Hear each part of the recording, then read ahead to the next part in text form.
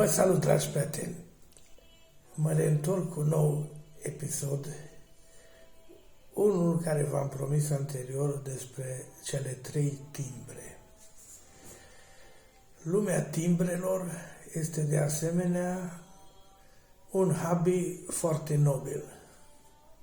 La un moment dat era considerat un hobby pentru monarhii europeni și nu numai, care ei înșiși își aduceau aportul și deciziile cu privire la o nouă lansare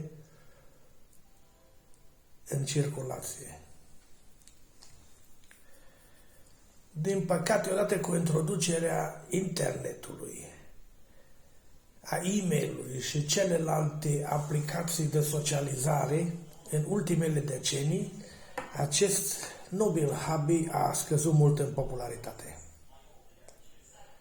Zic din păcate, fiindcă filatelia a îmbinat multe domenii, ca și de exemplu geografia, istoria, politica, industria și nenumărate altele. De fapt, cred că s-au tipărit timbre cu orice subiect posibil.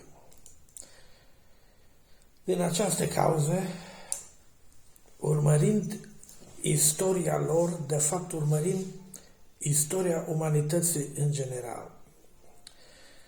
Dar să revin la aceste timbre.